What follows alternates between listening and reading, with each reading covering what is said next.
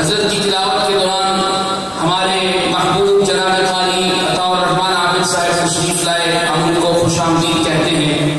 ایک گزارش میں نے آپ سے کرنی ہے، لیکن تب جب آپ میری طرف متوجہ ہوں گے، آپ میری طرف متوجہ ہوں گے تو میں گزارش عرض کر سکوں گا۔ گزارش یہ ہے کہ یہ جو محفل آپ دیکھ رہے ہیں یہ یوں نہیں ہے کہ کل مشورہ ہوا اور آج سج گئی ہے، اس کے پیچھے بہت سارے بزرگوں کی دعائیں ہیں، اس میں بہت سارے افراد کا تعاون ہے، اس میں بہت سارے مال و دولت کو خرچ کیا گیا ہے، اور تب یہ خوبصورت بزم سجی ہے۔ قرائے کرام مہمان تشریف لاتے رہیں گے، لیکن میں آپ سے شکوہ کرنا چاہتا ہوں، جب کوئی مہمان تشریف لاتا ہے تو آپ مائک پہ موجود قاری صاحب کو چھوڑ کے اس کی طرف متوجہ ہو جاتے ہیں۔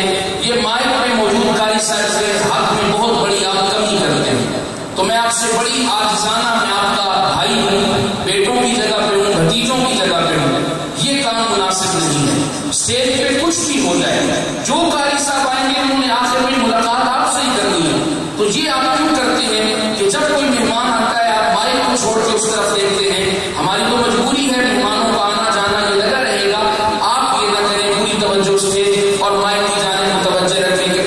اب انشاءاللہ اس پہ عمل ہوگا۔ دوسری گزارش یہ ہے کہ مجمع میں کچھ ہلچل پہلے سے زیادہ محسوس ہو رہی ہے، میں نہایت عاجزی سے گزارش کروں گا اس کو بھی ختم کیجیے۔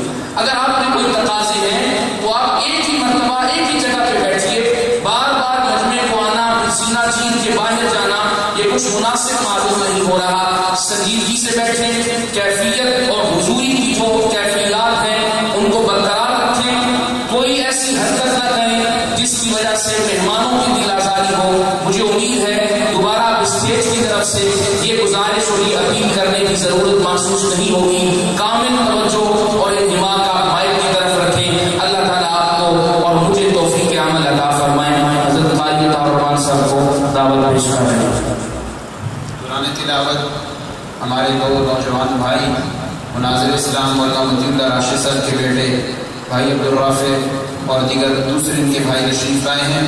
میں دعا گو اللہ رب العزت ان کے والد ماجد کو صحت عطا فرمائے۔ کہو آمین، اونچی آواز سے کہنے آمین۔ اللہ ان کو اپنے دادا مولانا عبدالرزاق صاحب کا جانشین بنائے، کہہ دو آمین۔ یار ایک بات کرنی بھول گیا ہوں، میرا ایک بڑا زیادہ، میرا نہیں ہماری جماعت کے بڑے ہی درویش بنش انسان، سب سے زیادہ طویل سفر کر کے سامعین میں مجھے اگر نظر آ رہے ہیں ہمارے بھائی قاری محمد زاہد صاحب، وہاں بھجرانی حوالی سے تشریف لائے ہیں۔ میں گزارش کروں گا حضرت جلدی اسٹیج پہ تشریف لے آئیں۔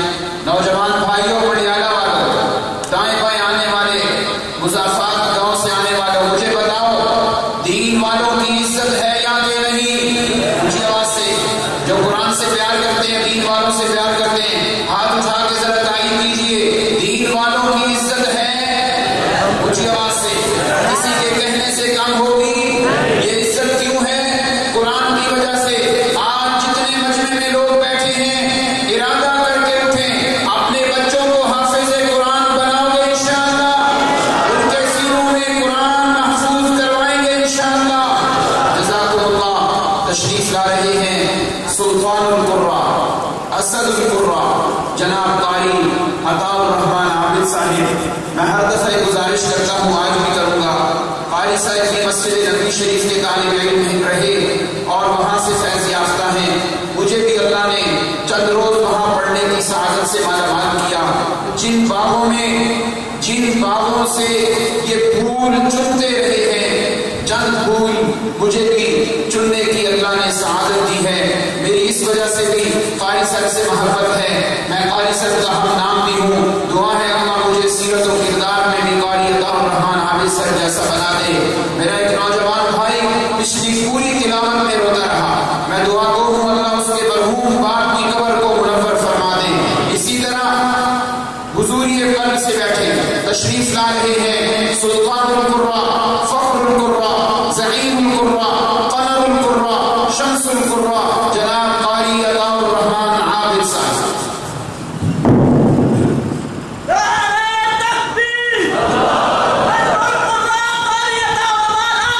اللہ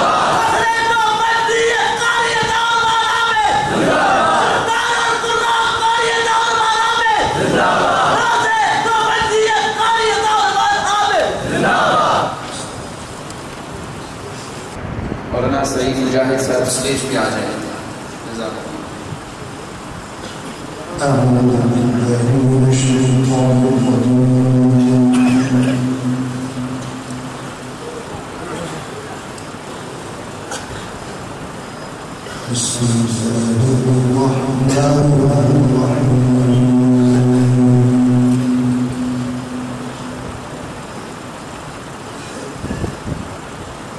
ولقد صرفنا في هذا القرآن ليذكروا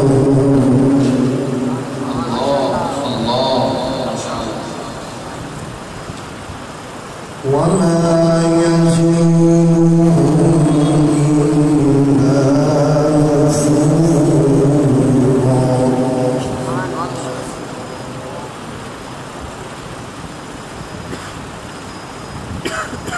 قل لو